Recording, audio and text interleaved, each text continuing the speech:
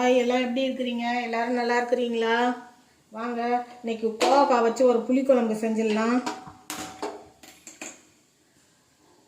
எப்பயும் ஒரே மாதிரி கூட்டு பொரியல்னு செய்யாமல் இந்த மாதிரி குழம்பு வச்சு சாப்பிட்டு பார்க்கலாம். ஒரு கடாய் வச்சு எண்ணெய் ஊற்றிருக்கேன்.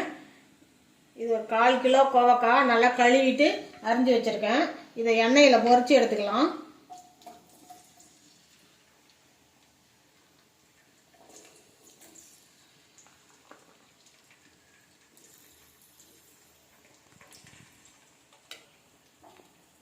நல்லா பொரியட்டும், பொரிச்சு எடுத்துக்கலாம்.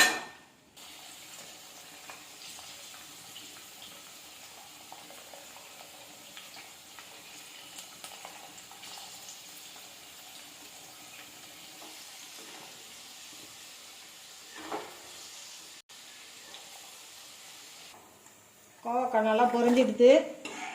இந்த அளவுக்கு பொரிஞ்சா போதும். இதை அப்படியே எடுத்துக்கலாம்.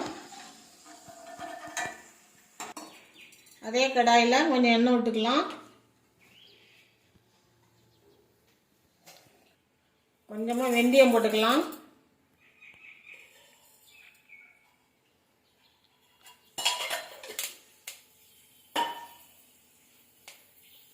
வெந்தயம் பொரிஞ்சிடுது. கொஞ்சம் ஜீரகம் போட்டுக்கலாம். ஒரு முழு பூண்டு எடுத்து வச்சுருக்கேன், அதையும் போட்டுக்கலாம். ஒரு 3 வரமிளகாய் போட்டுக்கலாம். ஒரு கைப்பிடி சின்ன வெங்காயம் எடுத்து வச்சுருக்கேன், அதையும் போட்டுக்கலாம். சின்ன வெங்காயம் போட்டுங்க, குழம்புக்கு நல்லாயிருக்கும்.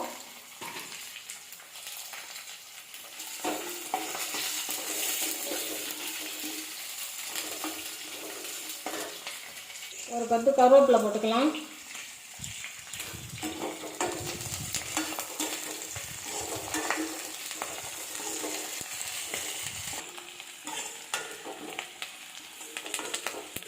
வெங்காயம் நல்லா வதங்கட்டும். வெங்காயம் வதங்கிறதுக்கு கொஞ்சமாக உப்பு போட்டுக்கலாம்.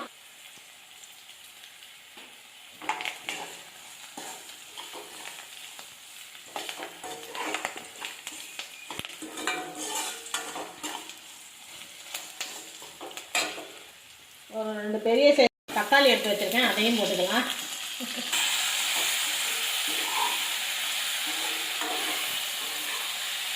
நல்லா வதங்கட்டும். ஒரு மிக்ஸி ஜாரில் ஒரு கைப்பிடி தேங்காய் போட்டுக்கலாம்.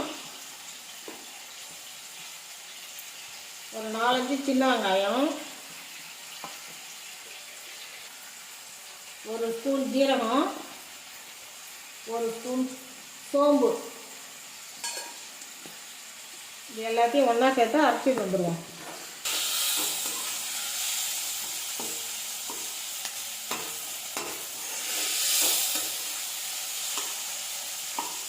வெங்காயம் தக்காளியெல்லாம் நல்லா வதங்கிடுச்சு. இது கூட வதக்கி வச்ச கோவக்காயை சேர்த்துக்கலாம்.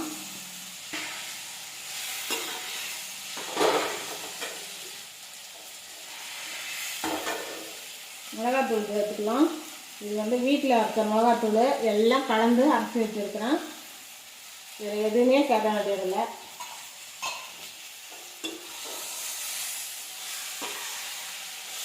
நல்லா கலந்து விட்டுக்கலாம்.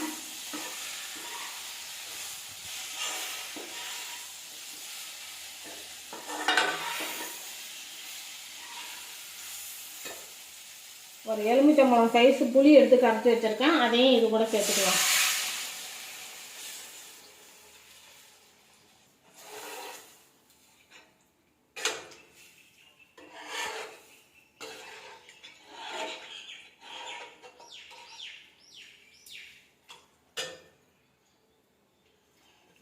குழம்புக்கு தேவையான உப்பு போட்டுக்கலாம்.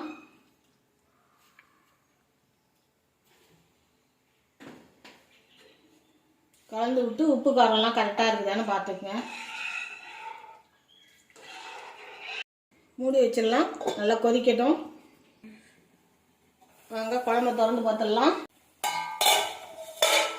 நல்லா கொதிச்சிட்டுது.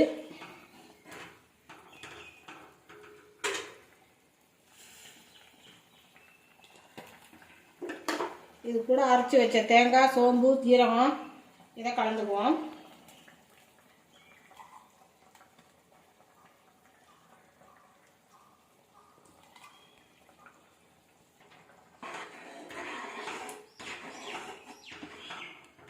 நல்லா கலந்து விட்டுக்கலாம். கலந்து விட்டு கொஞ்சம் நேரம் கொதிக்கட்டும்.